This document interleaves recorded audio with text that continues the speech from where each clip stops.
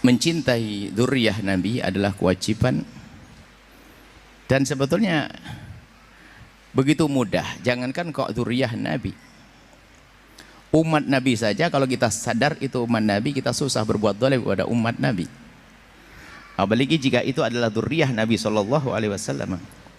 Ada masalah dzurriyyah Nabi, dikatakan al-mu'minuna musaddaquna bi ansabihim. Ulama mengatakan sekelompok orang itu kalau sudah mengatakan nasabnya kepada orang tuanya dipercaya. Anda jangan suka ngutak-ngatik siapapun, apalagi ini kisah nasab masa lalu. Ini adalah akhlak adabnya, itu adalah seperti itu. Jadi apa, kalau kita mencari celah, oh mungkin begini, mungkin begini, ini bahaya sekali. Bahkan dikatakan para imam mengatakan kalau ada sekelompok orang Anda mendengar, mengetahui dari keluarganya mengatakan bahasanya dia punya nasab pada Rasulullah, cukup Anda percayai, selesai. Dan itu tidak harus sampai derajat 100%, karena 100% itu gimana sih mempercayai nasab 100%? Kecuali Anda lihat waktu hubungan suami istrinya, waktu kelahirannya. Semua orang kalau bicara tentang mungkin, naudzubillah, itu bahaya sekali. Mungkin dia istrinya keluar sama laki-laki lain, mungkin naudzubillah, bahaya orang utaati nasab itu. Ini secara umum segala nasab. Kalau satu kelompok yang menisbatkan bahasanya dia punya nasab kepada orang tertentu, Anda tidak berhak untuk otak-atik. Ini siapapun nasab ke siapapun, apalagi kepada baginda Nabi SAW.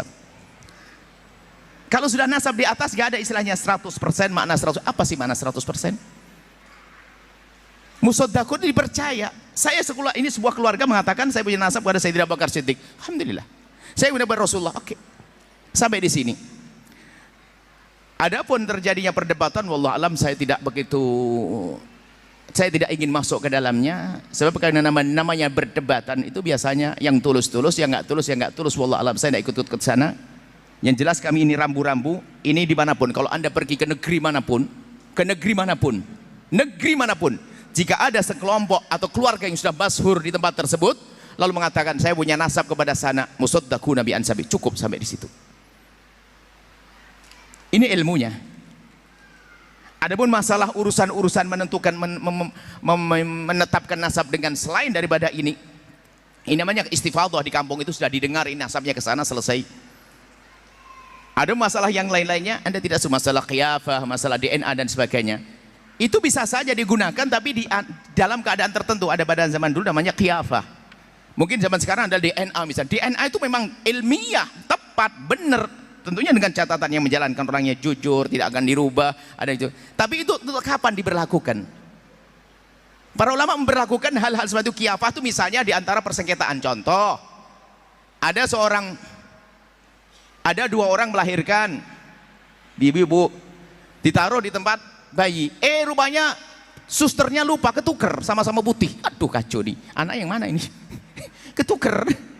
Akhirnya semuanya pengen anakku yang mana, untuk ngetes pakai DNA supaya ketahuan mana anaknya. Atau orang direbutkan nasabnya, ini direbut nasabnya ini di sini, kira-kira menetapkan nasabnya siapa? Bukan ngotak-atik nasab yang sudah ada, bukan. DNA adalah masalah ilmiah, jangan diingkari, itu masalah ilmiah. Cuman untuk apa? Di dalam dunia syariat ada namanya pernikahan yang syah. Selagi pernikahan sah sudah cukup. Bahkan kalau ada orang datang, ini adalah anakku, nggak usah kita punya kapan nikah, istrimu siapa, nggak perlu. Cukup dia mengatakan ini anakku, kita percaya, selesai. Selagi akal tidak mengingkarinya. Misalnya ada orang ngaku itu anakku, dia lebih tua, kan bohong. Sederhana sebetulnya. Makanya perdebatan yang panjang itu bagi kami adalah unik. Ngapain harus macam itu? Dari dua belah pihak sampaikan, diam, sudah selesai, jangan dibahas. Umat jadi bingung.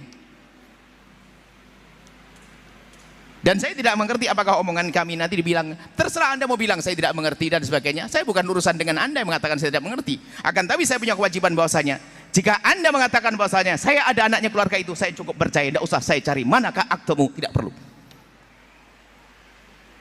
Cukup, selesai. Sampai di sini wahai hamba Allah.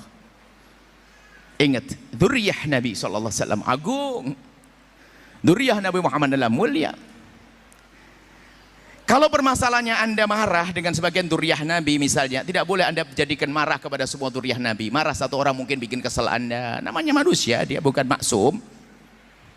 Anggap saja kalau ada anak-anak Anda yang bandel, masa Anda sembelih? Kan enggak. Ya perlu dikasih sayang yang sederhana. Mohon maaf kepada semua yang berselisih paham dari dua pihak kelompok. Ini kebetulan pertanyaan ini baru sekarang. Saya tidak pernah membongkar masalah ini, kecuali ditanyakan begini. Karena bagi saya itu enteng, tidak ada permasalahan. Kenapa? Apa yang direbutkan? Apa yang dipermasalahkan? Sudah jelas, ini sudah jelas dari dua kubu besar yang berkata itu adalah semuanya adalah sederhana. Ya selesai. Tolong Anda tidak usah bergeming. Pokoknya dikasih satu kelompok dimanapun Anda menemukan, jika kelompok itu masyhur di kalangan keluarganya, dia punya nasab sampai Nabi Muhammad, cukup Anda percaya. Tidak usah Anda otak-atik. Selesai. Sampai di sini saja. Setelah itu Anda akan tentram hati Anda, dan semoga Allah mengampuni semuanya, mengangkat derajat semuanya. Dan harapan kami kepada dua kubu yang berselisih ini, segera tenang, jangan dilanjutkan seperti itu. Ingat, umat Nabi Muhammad, kita punya kewajiban besar, yaitu menanamkan kecintaan kepada Rasulullah SAW. Ingat, dua orang memang tidak benar semuanya. Yang satu apa? Yang yakin dia tahu tidak ada hubungan dengan Nabi Muhammad, mengaku-ngaku punya nasab dengan Nabi Muhammad. Yang kedua, mendengar orang yang punya nasab dan Nabi Muhammad lalu dinafikan. Dua-duanya adalah salah. Menafikan nasabnya orang kepada Nabi Muhammad, sementara kelompok itu sudah selama ini punya nasab diyakini kepada Nabi Muhammad, diyakini yakin don tentunya dalam hal ini. Mereka menduga nasab nenek moyang mereka kepada Nabi Muhammad, maka kita membatalkannya juga sebuah kesalahan.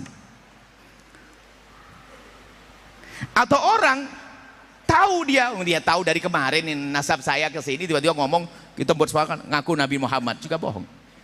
Ingat, menafikan juga tidak boleh. Mengaku-ngaku juga tidak boleh. Ingat, dua-duanya tidak boleh. Tolong jangan menafikan dan juga jangan ngaku-ngaku. Urusan mengaku-ngaku cukup keluarga tadi mengatakan selesai. Sudahlah, jangan ribut, hei hamba Allah. Anda malu. Kalau Anda bicara tentang DNA ilmu kafiyah, itu ada ilmunya sendiri, pemahaman. Anda baca. Alhamdulillah saya punya catatan panjang tentang ini, dan tentang masalah kiyafah kok kafiyah. Kiyafah itu adalah satu ilmu di dalam dunia agama. Kiyafah, al-kafiyah, al-kiyafah itu adalah, jadi ada satu orang bisa memahami kalau ini anaknya ini, bisa menduga dari bentuk-bentuk tertentu. Oh ini anaknya ini, kakinya ini, namanya ilmu kiyafah. Ya, nah. Kemudian DNA lebih tepat lagi. Tapi kapan itu digunakan? Bukan Anda yang sudah tahu bapaknya ini langsung, Pak ini kayaknya saya ragu ente anaknya bapak ini, coba saya ke DNA. Oh ini kurang ajar namanya. Bagi orang yang bingung, ini ada anak berebutan, bapak dengan bapak rebutan, sampai disebutkan para ulama, jika ada dua orang merebutkan satu anak, jika masih bisa dikumpulkan, bisa dikumpulkan. Gambaran fikihnya luas. Contohnya gimana? Satu orang mengaku itu anakku ngaku ya, bukan menafikan. Yang satu orang itu mengaku itu anakku, kalau bisa dikumpulkan, dikumpulkan. Bagaimana dikumpulkan? Yang satu seorang bapak mengatakan itu anakku, yang satu seorang ibu mengatakan itu anakku, langsung katakan, oh mungkin dulu pernah nikah. Selesai. Kan gampang ilmunya. Kalau ini bapak ngaku anaknya, baru nanti kiyafah itu diterapkan. Ilmu kiyafah. Ilmu DNA tadi diterapkan, baru dites DNA mana yang cocok. Urusan ini ya hamba Allah. Jadi tolonglah ya, jangan Masya Allah, saya sedih. Makanya kami tidak terlalu masuk dalam hal ini. Menafikan nasab yang selama ini diduga adalah benar adalah juga berbahaya. Mengaku-ngaku nggak punya nasab, ngaku-ngaku nasab, maka adalah juga dosa sama-sama. Ayo, tolong yang pernah ngaku-ngaku nasab sementara tidak punya nasab, Anda sadar. Lah kalau dia, saya selama dari bapak moyang saya mengakunya kok. Lah ini seperti yang diributkan. Ya sudah, kenapa kita menafikannya? Ada sebuah keluarga mengatakan saya punya nasab, Anda jangan menafikan. Coba indah, jika ilmu ini dipakai, percayalah nggak akan ada keributan selama ini. Ilmu ini kalau dipakai, tidak ada dua keributan kubu-kubu ini. Setelah hamba Allah, ilmu itu jelas. Nggak perlu menimpakan nasabah dan saya. Nasabah itu menulis nasab bukan dalam hal-hal semacam ini. Nasabah sesuai dengan kemampuan mereka menjangkau tentang siapa tokoh-tokoh yang bisa ditulis dan seterusnya. Tapi dalam hal menentukan nasab sudah sangat sederhana. Semua orang dipercaya tentang nasabnya yang selama ini diakuinya. Selesai. Jangan, mohon maaf dah. Adapun permasalahan ada kelompok ahli bait yang dinafikan di sebuah negara, pernah ada gonjang-ganjing ada, tapi selesai, gonjang-ganjing ada selesai.